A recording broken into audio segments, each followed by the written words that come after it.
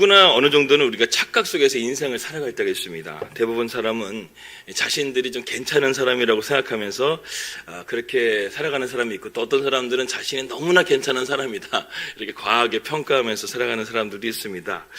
어느 부부가 있었는데요, 남편이 부인과 갑자기 이제 대화가 어렵다는 것을 깨닫고, 부인이 청각이 좀 이렇게 잘못된 게 아닐까, 아무리 불러도 부인이 대답을 안 하니까 그래서 부인에게 부인 몰래 한번 테스트를 해보기로 했습니다. 그래서 부엌에서 식사를 준비하는 아내에게 거실에서 말을 걸기 시작했습니다. 여보, 내 말 들려? 그랬더니 부인이 전혀 반응을 안 하는 거예요. 그냥 열심히 이제 식사 준비하고 있는 것입니다. 그래서 이번에는 좀 더 이렇게 부엌에 가까이 가가지고 여보, 내 말 들려? 이렇게 얘기했더니 그래도 부인이 계속 식사를 이렇게 준비하고 있는 거예요. 뒤돌아서가지고. 또 바짝 다가가서 큰 소리로 여보, 내 말 들려? 그랬더니 갑자기 아내가 벌써 내가 3번째 대답했는데 왜 그러냐고 그랬더니 알고 보니까 남편이 청각장애가 있었던 거예요. 부인이 말한 거를 못 들어가지고 결국 그렇게 있었다는 그런 웃지 못할 해프닝이 있었습니다. 여러분, 이런 통계가 있는데 실제로 한국에 있는 남편들의 대다수는 아내가 자기를 사랑해서 살아가고 있다고 착각을 한다는 것입니다. 물론 그런 분들도 계시겠지만 사랑 때문이 아니라는 것쯤은 이제는 우리 남편들도 깨달을 때가 되지 않을까 하는 생각이 듭니다. 자식 때문에 살기도 하는 것이고, 또 어떻게 보면 정 때문에 살아가는 것도 있고, 어쩔 수 없이 살아가시는 분들도 있다라는 것이죠. 그러니까 이런 것들은 우리가 이제 애교로 봐줄 수가 있죠. 우리가 좀 그런 정도는 착각할 수가 있다. 그런데 그것이 좀 지나쳐가지고 심각한 위기나든가 문제마저도 우리가 그것이 내가 잘하고 있는다고 착각한다고 한다면 이것은 상당히 위험할 수가 있다라는 것입니다. 특별히 그것이 하나님의 뜻과 관련된 영적인 문제라고 한다면 우리는 이 부분을 더욱더 조심해야 된다는 것이죠. 영적인 착각은 하나님과 우리와의 관계를 가로막는 영원한 파멸로 이끈다는 것입니다. 그렇기 때문에 항상 우리가 이 착각을 주의한다는 것이죠. 어떤 것들이 있을까요? 대표적인 것이 나는 하나님 없이도 잘 살 수 있다는 착각하는 사람들이 있습니다.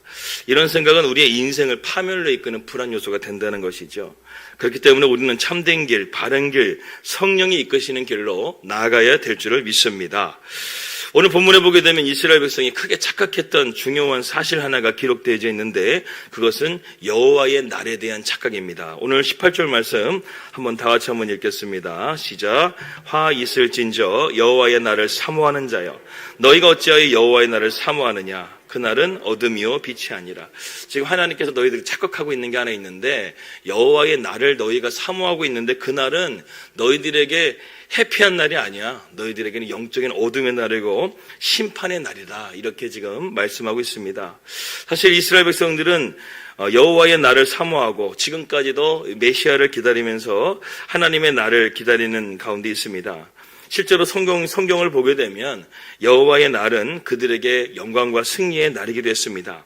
이사야 말씀에 보게 되면 여호와의 날에 영광이 임하고 축제가 임하고, 또 65장 말씀에는 새하늘과 새 땅이 여호와의 날에 임할 것이다, 이런 예언의 말씀들이 있기도 합니다. 그러나 동시에 여호와의 날은 무서운 심판의 날이라는 것을 말씀하고 있습니다. 요엘서 2장 31절 말씀 함께 다 같이 읽겠습니다. 시작.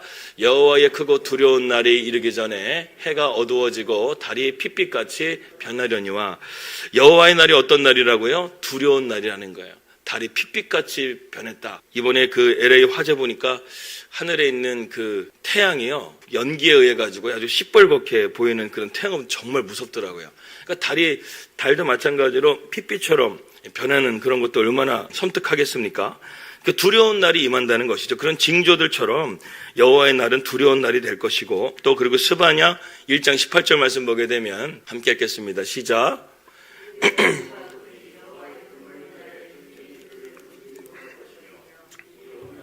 여호와의 질투의 불에 삼켜지리니 이는 여호와가 이 땅 모든 주민을 멸절하되 놀랍게 멸절할 것임이니라. 여기서는 뭐라고 말하죠? 분노의 날이 임한다. 여호와의 날에 하나님의 분노의 날이 임한다, 이렇게 설명하기도 합니다. 에스겔서의 말씀은 우리가 찾아보진 않겠지만 에스겔은 또한 여호와의 날을 진노의 날이다, 이렇게 심판에 대한 메시지를 가지고 있다는 것입니다. 이렇기 때문에 여러분, 여호와의 날엔 두 가지의 양면성이 있습니다. 죄를 짓고 악을 행하는 자들에게는 여호와의 날은 심판의 날이 될 것이고, 또 하나님의 말씀 가운데 순종하는 우리에게는 영광과 기쁨의 날이 될 줄 믿습니다. 저와 여러분들은 하나님 안에서 우리가 믿음의 길을 온전하게 걸어 여호와의 날이 우리에게 기쁨의 날이 되어지고 소망의 날이 될 수 있기를 주님의 이름으로 축복합니다. 오늘 본문의 말씀 보게 되면 이스라엘 백성들은 이 사실을 모른 채 착각한 채 여호와의 날을 사모하고 있었다는 것이죠. 그러므로 여호와의 날은 무조건 좋을 것이라고 했지만 이들이 이렇게 생각하는 두 가지 착각의 이유가 있었습니다. 첫 번째는 무엇이냐면 그들에게는 선민의식이 있었기 때문에 그렇습니다. 하나님께서 이스라엘 백성들을 택하여 주셨고 우리의 민족은 다른 민족들보다 하나님께서 월등히 뛰어난 민족으로 세워주셨기 때문에 우리는 하나님께 절대로 우리를 하나님께서 멸망시키지 않을 것이고 심판하지 않을 것이라는 그러한 확신을 가지고 있었다는 것이죠. 두 번째는 무엇이냐면 눈에 보이는 번영 때문입니다. 아니 하나님께서 우리 심판하신다고 한다면 뭐 가뭄이 있거나 아니면은 뭐 주변에 나라가 외세가 우리를 침입한다거나 뭐 이런 것들이 징조가 있어야 되는데 이 당시에 아모스 시대의 북이스라엘은 솔로몬 시대 이후에 가장 번영했던 시기였거든요. 외국과의 외교적인 관계도 좋았고 나라는 풍요로웠고 무역을 많이 해가지고 나라가 부유했고 또 그리고 사람들이 잘 살고 잘 먹고 그랬다는 것이죠. 그렇기 때문에 이렇게 번영하고 있고 이렇게 잘 살고 있는데 무슨 하나님 우리를 심판하시냐. 그러니까 사람들이 이런 착각 속에 있었다는 거예요. 하나님 우리를 절대로 하나님께 심판하지 않으셔. 우리는 선민이기 때문에 또 하나는 눈에 보이는 이런 축복이 있는데 하나님께서 왜 우리에게 이런 심판을 내릴까? 그들은 이해하지를 못했습니다. 나중에 6장 말씀 보게 되면 이 아모스와 아마샤와의 영적 대결을 벌이게 됩니다. 무슨 대결이냐면 아마샤는 그 당시에 북이스라엘의 대표적인 대제사장이었는데 자꾸만 아모스가 북이스라엘 멸망한다고 하니까 이 아모스에게 그 아마샤라는 대제사장이 너는 너의 고향 유다로 가가지고 너의 그러한 얘기는 해라. 북이스라엘 지금 아무런 문제가 자꾸 왜 심판에 대한 메시지 국민들 마음을 두렵게 하느냐. 그런 얘기를 하니까 아모스가 뭐라고 말하냐면 그래 봐라. 네 말대로 되는지 내 말대로 되는지 한번 봐라 하면서 너의 아내가 나중에는 창녀처럼 될 것이고 너희 자녀들은 다 죽임을 당할 것이라는 그런 저주의 심판의 메시지를 하는 장면도 나오게 됩니다. 아무튼 이러한 여호와의 날에 대한 이러한 착각을 이스라엘 백성들이 가지고 있었다는 것이죠. 이러한 모습들을 보게 되면 왜 그들이 하나님의 심판을 받게 되어야 되는지 그 이유들에 대해서 오늘 5장 말씀은 전체적으로 하나님께서 이스라엘 백성들에 대한 죄악된 것들을 고발하고 있는 그런 부분들을 우리가 볼 수 있습니다. 여러분 모든 것이 잘 진행되고 있는데 하나님의 심판이 없을 거라고 여러분 생각하지 마시길 바랍니다. 어떻게 보게 되면 내 인생에 지금 성공가들을 지나가는 가운데서 내가 놓치고 가는 부분들이 분명히 있을 것입니다. 그러면서 우리가 착각하면서 가게 되게 되면 우리 인생의 신앙의 위험 신호가 올 수 있게 된다는 것이죠. 더군다나 이스라엘 백성들은 지금 하나님을 믿으면서도 우상 숭배를 하고 있었다고 우리가 함께 말씀을 통해서 배웠습니다. 하나님께서 가장 싫어하는 우상 숭배도 하고 있고 또 그리고 그들이 하나님 앞에 제사도 드리고 예배도 드리지만 오늘 우리가 말씀처럼 그들이 소제도 드리고 번제도 드리고 화목제도 드리지만 그리고 심지어는 하나님 앞에서 찬양도 하지만 너희들 그 찬양하지 마라. 내가 그 찬양 안 받는다 하면서 하나님께서 그들의 예배 또한 받지 않으시는 그러한 상황을 보게 됩니다. 여러분 하나님의 심판의 때가 이르게 되게 되면 하나님께서는요 모든 것을 다 우리에게 말씀하고 있다는 것이죠. 그리고 다 보고 계셔서 우리로 하여금 우리의 죄를 낱낱이 지금 이렇게 말씀하신다는 것은 하나님이 심판을 내리시기 전에 우리에게 이렇게 말씀하신다는 것은 우리를 심판받기를 원하신다는 거예요? 원하시지 않는다는 거예요? 예언서의 말씀, 구약의 소선지서들이라든가 예언서의 말씀은 이스라엘 백성들이 이 경고의 말씀을 듣고 돌이키라는 말씀이지 그들을 심판하시는 것이 하나님 기뻐하신다는 말씀이 아니라는 것입니다. 그러한 관점에서 우리가 오늘 이 말씀을 함께 보기 원합니다. 우리도 이럴 때가 있다는 것이죠. 단순히 교회 다닌다는 이유만으로 우리의 구원의 보장을 가지고 있다. 마치 보험처럼 교회를 다니는 사람들도 있습니다. 그러나 그것이 과연 하나님께서 우리에게 진짜 구원을 주시는 의미일까라는 생각을 해보게 됩니다. 그것도 착각일 수가 있다는 것이죠. 오직 구원은 내가 예수님을 잘 믿고 그분을 나의 구주로 삼게 될 때 우리에게 참된 구원이 있는 것입니다. 단순하게 종교적인 행위로서 우리가 절대 구원받을 수 있는 것이 아니라는 것이죠. 하나님이 우리의 하나님이 되어주시고 그분이 준비하신 날을 우리가 기다릴 수 있다고 한다면 하나님께서는 우리의 삶 가운데 진정한 구원을 이루어 주실 것을 믿습니다. 그렇다고 한다면 이와 같은 삶을 추구해야 되는데 우리가 이런 영적 착각에 빠지게 되는 요소들을 먼저 알 수 있다고 한다면 한다면 우리 자신의 신앙을 한번 점검해 볼 수가 있을 것 같습니다. 여러분, 성경은 항상 거울입니다. 반면교사라고 했습니다. 이것을 통해서 우리가 이런 길을 걸어가지 말라는 그런 메시지가 무엇인지를 우리가 함께 살펴보겠습니다.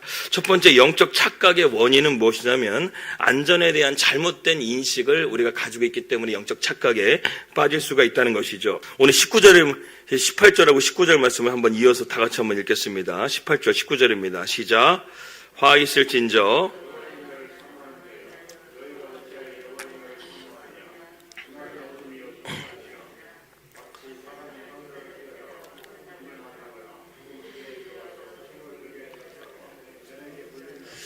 네, 여러분들은 사자가 무섭습니까? 뱀이 더 무섭습니까? 네, 사자가. 근데 고대 시대의 이스라엘 사람들은 사자보다 곰이 더 무서웠던 것 같습니다. 순서가 중요한데 사자를 피하려다가 곰을 만난 거예요. 더 큰 무서운 적을 만났다는 것입니다. 그랬는데 그걸 피해서 집에 들어갔더니 뱀을 만났다. 그 뱀의 독에 물려가지고 죽었다. 지금 이런 내용을 말씀하고 있는 것입니다. 한마디로 말해서 외부의 적을 피했는데 알고 보니까 결국 내부의 내 안에 있는 적 때문에 내가 죽음을 당하게 되었다. 그런 이야기를 하고 있는 것이죠. 이것은 지금 어딜 가든 안전지대가 없다는 것을 말하는 것이고, 또한 이스라엘 내부적으로 얼마나 그것이 부패했고 또 그리고 얼마나 그것이 그들을 죽이고 있는 그런 독과 같은 것인지를 하나님께서 지금 말씀하고 있는 것입니다. 사실 그 당시에 이 사자를 대표하는 나라가 아람이었고 또 곰을 대표하는 나라가 아수리였습니다. 그런데 그것을 피하면은 이스라엘 백성들은 자기네들이 심판이 없을 것이라고 생각을 했다는 것이죠. 그러나 한 가지 더 심각한 문제는 집안의 뱀입니다. 뱀이 참 은밀하죠. 참 기가 막히게 은밀하게 들어와가지고 참 어떨 때 보게 되면은 옛날에 어렸을 때 보게 되면 뭐 장독에도 뱀이 있어서 깜짝깜짝 놀랄 때가 있고 큰 보아뱀, 비단뱀이 있잖아요. 그런데 지붕이 뭔가 이렇게 내려와가지고 지붕을 뜯어봤더니 비단뱀이 그 지붕 위에 들어가 있었던 거예요. 그래서 경찰이 와가지고 빼내는 그런 것들도 보게 됩니다. 참 은밀하게 어떻게 들어왔는지도 모르겠는데 뱀은 참 은밀하다는 것이죠. 그렇게 그 독사가 들어와가지고 안심하고 있는 순간에 독에 물려가지고 이제 죽음을 당하게 되었다는 그런 내용을 말씀하고 있습니다. 이것은 무엇을 말하냐면 외부의 적이 아니라 내부의 적에 의해서 너희들은 망하게 될 거라는 것입니다. 그것이 무엇이냐면 바로 그들의 신앙에 문제가 있다는 것이죠.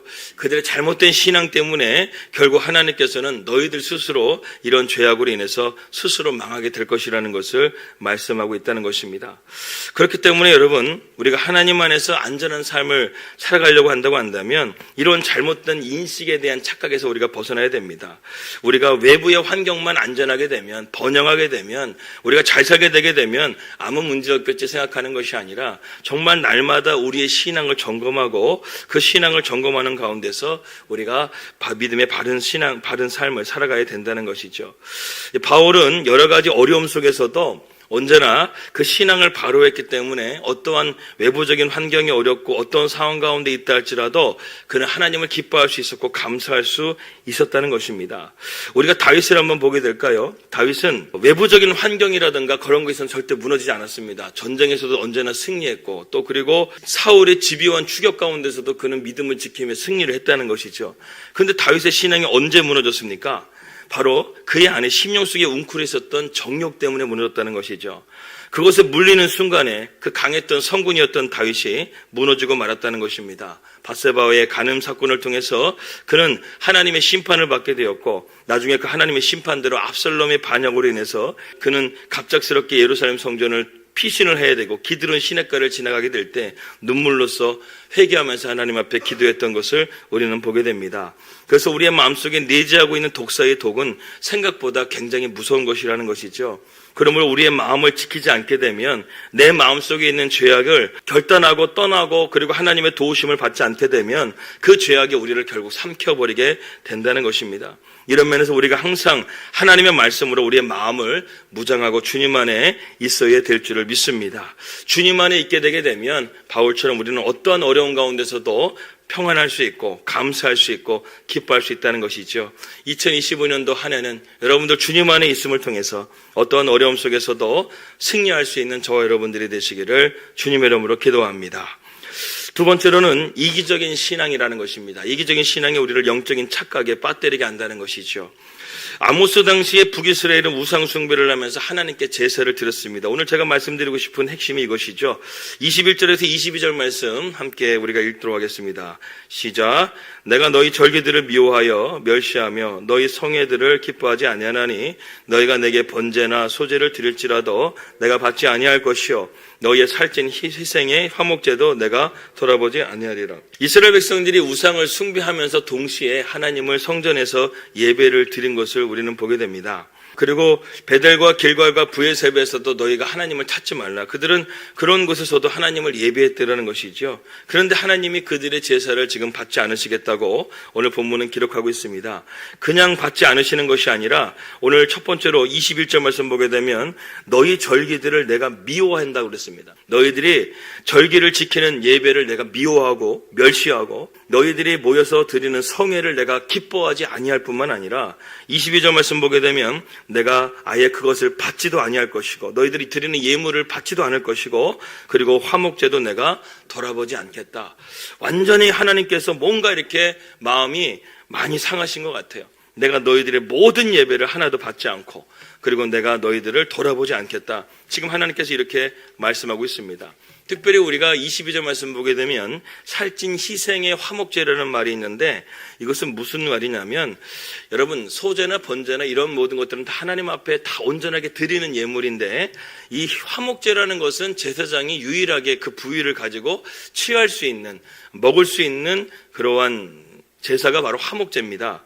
그래서 앞다리와 가슴살과 뒷다리를 제사장이 취할 수가 있는데 가슴살 같은 경우에는 이 대표적인 대제사장이 취하는 것이고 뒷다리 같은 경우에는 보조하는 제사장들이 취해서 가져가는 부위라는 것이죠. 그런데 그 당시에 예배가 얼마나 부패했냐면 소전의 번제 같은 경우에 하나님 앞에 다 드려야 되니까 이 제사장들이 꾀를 내가지고 좀 현찮은 그런 제물 같은 것들은 소전의 번제로 하나님 앞에 드리고 자기가 취할 수 있는 화목제에다가 좋은 그런 제물들을 화목제로 몰아놨다는 거예요. 이렇게 분리를 했다는 것입니다. 왜? 내가 취할 수 있기 때문에. 하나님 앞에 드리는 예물은 현찮게 드리고 내가 취할 수 있는 예물은 좋은 곳에서 내가 좋은 것을 취하겠다는 그러한 것이 바로 살찐 화목제라는 거예요. 그래서 그 당시에 예배도 얼마나 인간적인 그러한 정욕적인 모습들이 있는지를 고발하고 있는 단어가 바로 저 살찐 희생 예물입니다. 하나님 앞에 온전하게 최선을 다해 드려야 되는데 그것이 아니라 내 욕심을 채우기 위해서 화목제의 예물은 좋은 걸로 취하고 하나님 앞에 드리는 번제와 소제는 현찮은 걸로 취하고 그러니까 하나님이 그러한 것들을 기쁘게 받으시겠어요? 기쁘게 받지 않다는 것이죠. 하나님을 경홀히 여기는 자는 하나님께서 경홀히 여기시겠다고 성경에도 말씀하지 않습니까? 그렇기 때문에 그들의 예배를 하나님께서 받지 않으셨다는 것이죠. 여러분 하나님의 심판의 때가 되게 되면요 그렇습니다. 예배 같지가 않고 마치 쇼와 같습니다. 정말 하나님 앞에 드려지는 예배가 마치 쇼처럼 이렇게 되어질 수가 있다는 것이죠. 그게 바로 이 말세의 때의 징조라는 것입니다. 우리가 그러한 예배가 되어서는 안 된다는 것이죠. 하나님 앞에 드리는 예배를 우리가 정성스럽게 그래서 올해 우리가 표어가 뭐예요? 예배로 부응하는 교회. 우리가 정말 다시 한번 우리의 예배를 점검해서 우리의 예배가 하나님 앞에 진실된 예배가 될 수 있기를 주님의 이름으로 축복합니다. 그 다음에 23절 말씀도 보게 되면 함께 읽겠습니다. 시작. 내 노랫소리를 내 앞에서 그칠지어다. 내 비파소리로 내가 듣자. 심지어 하나님의 찬양도 듣지 않으신다는 거예요. 우리가 하나님 앞에 지금 이 시간 가운데 예배 가운데 찬양했는데 그 찬양도 진실되지 않으면 하나님 그 찬양 받지 않으신다는 거예요. 어떤 성경에 보게 되면요 너희들의 찬양은 마치 잡음에 불과하다 이런 번역도 있어요. 내가 너희들 찬양 왜 안 듣는 줄 알아? 너희들 찬양 잡음 같아. 나를 향해서 찬양하는 게 아니라 너희들의 영광을 위해서 아니면은 그냥 아무런 마음 없이 그냥 드리는 형식적으로 드리는 찬양과 같아. 그런 찬양 하나님 받지 않으시는 잡음과 같이 들으신다는 거예요. 제가 여러분 찬양사역을 꽤 오래 했지 않습니까? 근데 찬양사역을 10년 넘게 하는 날 하게 되는데 어느 날 갑자기 제가 찬양하는 그 찬양이요 이것이 일처럼 느껴질 때가 있었다는 거예요. 매주마다 마치 자판기로 찍듯이 찬양 인도를 해야 되는 찬양 인도를 일주일에 3번씩 해야 되거든요. 그러니까 마치 일주일마다 찬양 콘티를 짜야 되는 것이 마치 자판기를 짜내듯이 정말로 이것이 일처럼 느껴질 때가 있어요. 그럼 찬양하고 나면 너무 공허한 거예요. 앞에서는 막 할렐루야 웃으면서 찬양하지만 끝나고 나게 되면 내가 뭐 한 거지? 이런 생각이 들 때도 있었다는 것입니다. 그러면 하나님 앞에 다시금 엎드려서 은혜를 구하고 회복하고 그러한 것들이 반복되는 시간들이 있었다는 것이죠. 여러분들의 찬양은 어떻습니까? 정말 하나님 앞에 진심으로 찬양하는 것인가요? 하나님을 경외하는 마음 없이 찬양하는 그 찬양은 오늘 분명하게 하나님 말씀하십니다. 내가 너희들 찬양 듣지 않을 거야. 너희들 그쳐 찬양하지 마. 그럴 거면 찬양하지 마. 이렇게 하나님께서 말씀하신다는 것입니다. 여러분, 이처럼 하나님은요, 우리의 예배를 섬세하게 보신다는 거예요. 우리의 마음의 자세도 보시고 우리가 하나님 앞에 드리는 모든 제물과 제사와 모든 것들, 예배의 모든 것들을 하나님은 다 구체적으로 보시고 있다는 것입니다. 그러니까 너희는 마음을 다하고 힘을 다하고 주 여호와 하나님을 예배하고 찬양하라는 것은 하나님이 그냥 말씀하시는 것이 아니라 정말 우리가 온전하게 하나님 마음을 다해서 드리는 예배를 받으시기를 원하신다는 사실을 여러분 기억하시길 바라겠습니다. 이스라엘 백성들이 얼마나 부패했냐면 이러한 예배에서도 그들이 부패했다라는 것을 우리가 보게 된다는 것이죠. 그러면서 하나님께서 이렇게 말씀하십니다. 24절 말씀 같이 보겠습니다. 24절 시작. 오직 정의를 물같이 공의를 마르지 않는 강같이 흐르게 할지어다. 너희가 먼저 하나님 앞에 이렇게 예배하기 전에 너희들의 삶을 먼저 회개하고 하나님 앞에 온전한 모습으로 나아가라고 하나님께서는 먼저 우리에게 말씀하고 있습니다. 여러분, 세상은 정말 악하죠. 엊그저께 제가 버스 44 영화를 소개했던 것처럼 강도 2명이 있지만 40여 명이 한 여자가 저렇게 괴롭힘 당하는 것을 그냥 가만히 바라봐 보고 있는 그러한 세상이 오늘날의 그러한 현실의 모습이라는 것입니다. 여러분, 교회도 마찬가지예요. 교회는 달콤하고 여러분들이 마음을 편안하게 해주는 말만 하라고 있는 것이 절대 아닙니다. 오늘 아모스서의 말씀을 보세요. 얼마나 신랄하게 이스라엘 백성들의 사회적인 문제를 고발하고 있습니까? 하나님을 떠난 것에 대해서 고발하고 있습니까? 그리고 예수님 당시에도 예수님이 이스라엘 백성들에게 달콤한 말만 했나요? 서기관들, 바리새인들이나 유대인들을 향해서 너희들이 신앙적인 모습들을 바로 하라고 말씀하지 않습니까? 심지어는 주님 이렇게 말씀하셨어요. 나더러 주여 주여 하는 자마다 다 천국에 들어갈 것 아니라고 분명하게 주님 말씀하셨습니다. 말씀이 검이 될 때도 있다는 것이죠. 그것을 찔러 쪼개서 내 영혼이 하나님 앞에 교만이 깨어지게 되고 내 죄악이 깨어지게 되는 것이 교회의 복음의 능력이고 복음의 메시지인 줄 믿으시기 바라겠습니다. 그렇기 때문에 여러분, 달콤한 말만 너무 좋아하지 마세요. 심판의 메시지도 우리가 들어야 되고 또 그리고 하나님 말씀 가운데 온전하게 살지 못했던 우리의 모습 가운데 회개에 대한 말씀도 우리가 들음을 통해서 우리의 심령을 바르게 하고 무엇보다 하나님을 우리가 멀리 떠나지 않고 하나님을 찾고 하나님께 돌아오는 것이 무엇보다 중요하다는 것입니다. 우리가 이러한 잘못된 것에 착각에서 벗어나서 우리가 하나님을 더욱더 붙잡고 믿음으로 나아갈 수 있는 저와 여러분들이 되시기를 주님의 이름으로 기도합니다.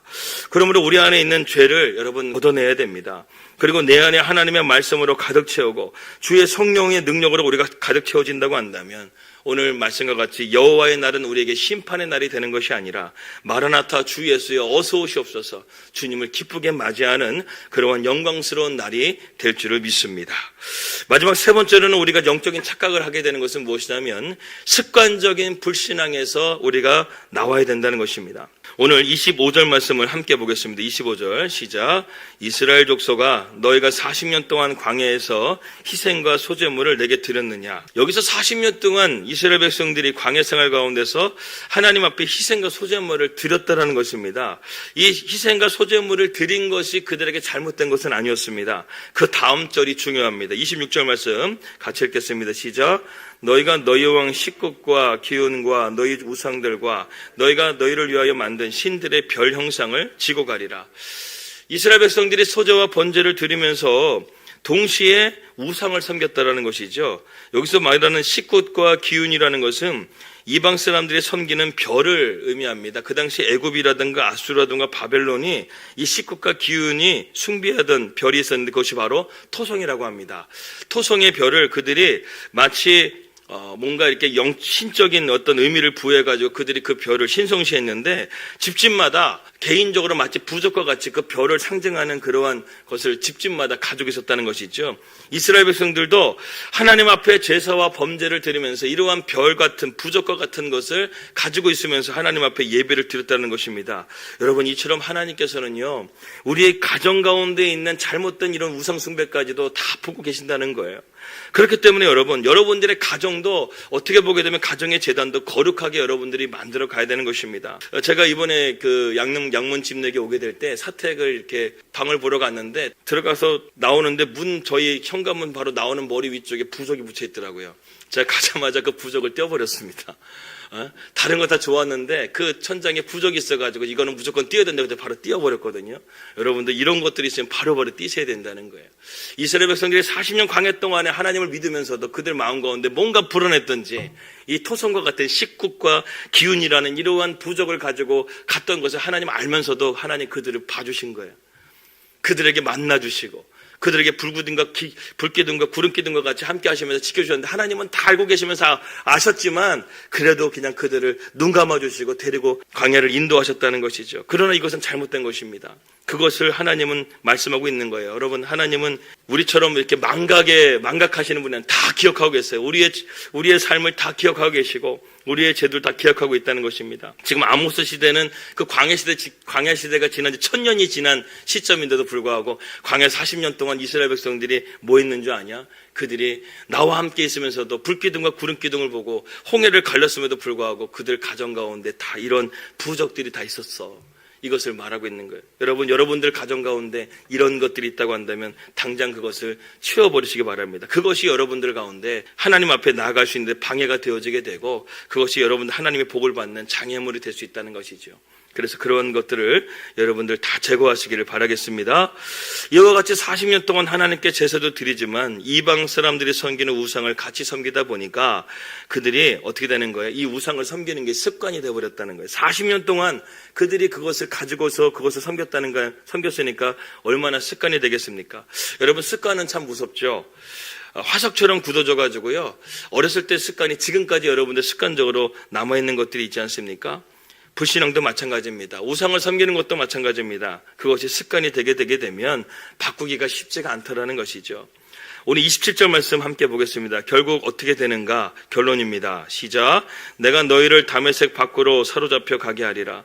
그의 이름은 만군의 하나님이라 불리는 여호와께서 말씀하셨느니라. 그 다메섹이라고 한다면 아수르의 수도로 그들이 붙잡혀 가게 되면서 그들이 가지고 있었던 그러한 부족들 같은 그 식국과 기운을 가지고 그들이 포로로 끌려가게 될 것이라는 것을 예언하고 있다는 것입니다.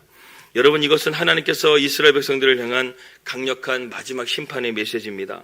어떻습니까, 여러분? 하나님이 아무것도 여러분 모르는 것 같습니까? 그냥 여러분들 죄 짓고 그러면 다 눈 감아 주시는 것 같습니까? 아니에요. 다 보고 계세요. 하나님은요, 눈동자와 같이 우리의 일거수일투족을 다 보고 계시고 우리의 마음이 진실한지 거짓된 것인지 또 사회가 부패하고 영적으로 타락했는지 하나님은 누구보다 정확하게 보시고 계십니다. 실제로 이 말씀이 끝난 이후에 30년 뒤에 실제로 북이스라엘은 아수르에 의해서 멸망당하게 되고 이방 민족에게 끌려가서 결국 그 민족 자체가 흩어지게 되어졌습니다. 우리가 조심해야 될 것이 바로 여기에 있습니다. 우리가 잘못된 길을 갈 수도 있고 죄악된 길에 갈 수도 있습니다. 그러나 이러한 죄가 습관화되게 되면 문제는 하나님께 우리가 돌아갈 수가 없게 된다는 것입니다. 그때부터는 죄를 지어도 찔리지가 않게 되고 예배를 한두 번 빠졌는데도 아무런 가책이 없게 되게 되고 웬만한 죄를 범해도 죄로 느껴지지가 않는다는 것은 내가 지금 영적인 불신앙의 습관이 지금 배어져 있다는 것입니다. 이것은 무서운 질병입니다. 그래서 북이스라엘은 지금 아모스 선지자가 너희가 하나님을 떠났다고 말했음에도 불구하고 결국 돌이키지 않고 하나님을 찾지 않음을 통해서 그들이 파멸로 끝났다는 것입니다. 그러므로 사랑하는 성도 여러분, 우리의 마음이 더욱더 굳어지기 전에 여러분들의 마음을 다시금 새롭게 기경될 수 있기를 주님의 이름으로 축복합니다. 아모스의 말씀처럼 여러분들이 이 말씀을 듣고 여러분들의 마음을 다시 한번 점검해서 여러분들의 신앙을 바로 세워갈 수 있다고 한다면 여러분들은 소망이 있고 그리고 하나님께서 여러분들에게 인생의 아름다운 열매를 맺게 해주실 것을 믿습니다. 오늘 우리가 사는 세상은 절대로 여러분 영원하지 않습니다. 세상의 것들에 여러분 속지 마십시오. 이 세상의 영광은 일시에 무너지게 되는 것입니다. 지금 미국이 저 화마로 캘리포니아에서 가장 부촌인 팰리세이드가 순식간에 초토화가 되어버렸습니다. 세상적인 부귀와 영화도 잠깐이면 없어질 헛된 것이라는 것이죠. 더 이상 하나님 외에 우리가 식국과 기운을 붙잡지 마시기 바랍니다. 하나님 외에 다른 것을 의지하지 마시길 바랍니다. 그래서 2025년도는 많은 사람들이 그럽니다. 2025년도는 2024년도보다 더 혹독한 한 해가 될 거라고 전망하고 있습니다. 지금 나라도 이런 상황이고 또 그리고 전쟁도 끝나지 않고 지금 여러 가지 자연재해도 많이 일어나고 있지 않습니까? 2024년도가 그나마 행복했을 것이라고 우리가 기억할 것이다. 이렇게 전망하는 사람들이 많습니다. 2024년도가 행복했을 거라는 거예요. 그러나 여러분, 우리가 여호와를 떠나지 않고 하나님을 의지하고 나간다고 한다면 하나님께서는 우리를 지켜주실 것을 믿습니다. 우리의 삶 가운데 평안과 안식을 주실 것을 믿습니다. 그래서 여러분, 우리가요 세상 속에 있는 것이 아니라 언제나 in Christ, 주 안에 있는 여러분들이 되시길 바랍니다. 주님 안에 있게 되게 되면 어떠한 것이 우리 가운데 온다 할지라도 주님이 우리를 지켜주시고 우리의 길을 인도해 주실 것을 믿습니다. 오늘 그러한 우리가 말씀을 붙잡고 함께 이 시간 기도하기를 원합니다.